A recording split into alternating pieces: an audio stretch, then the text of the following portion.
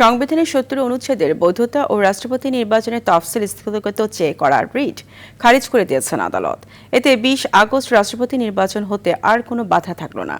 বিকেলে হাইকোর্ট তার আদেশের পর্যবেক্ষণে বলেছে, এই অনুচ্ছেদ সংবিধানের সঙ্গে সাংঘর্ষিক নয়, আর সংবিধান সংশোধন, সংযোজন কিংবা বিয়োজন আদালতের নয়, জাতীয় সংসদের কাজ।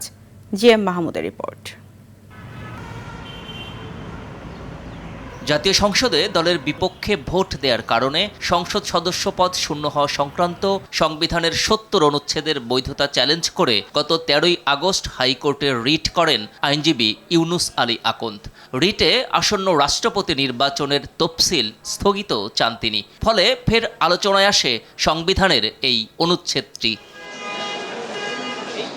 রিটের উপর সোমবার ও মঙ্গলবার ২ দিন শুনানি করে রিটকারী ও রাষ্ট্রপক্ষ।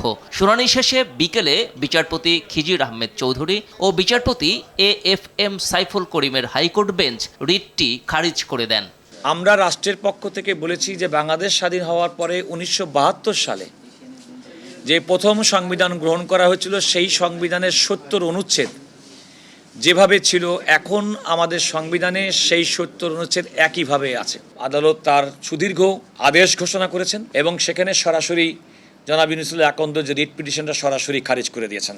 এ সময় ৭০ অনুচ্ছেদটি সংবিধানের সঙ্গে সাংঘর্ষিক নয় উল্লেখ করে আদেশের পর্যবেক্ষণে বলা হয়, এটা সংশোধন করা আদালতের এখতিয়ার নয়। ওই অবজারভেশনটা আদালত দিয়েছেন যে এটা এই আমাদের আদালতের এখতিয়ারের মধ্যে পড়ে না, যে পার্লামেন্টকে নির্দেশ দেব আপনি কি করবেন কিংবা করবেন না। ওটা সম্পূর্ণভাবে পার্লামেন্টের বিষয় এবং পার্লামেন্ট ইতিমধ্যে সেই ক্ষেত্রে বিশেষ কমিটি গঠন করে সংবিধান সংশোধন সংক্রান্ত সেটা কার্যকর ব্যবস্থা গ্রহণ করছেন মর্মে আদালত তার মতামত প্রকাশ করেছেন।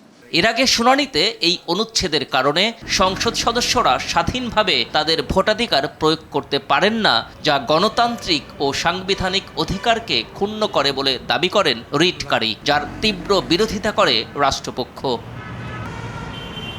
GM Mahmud, RTV, Dhaka.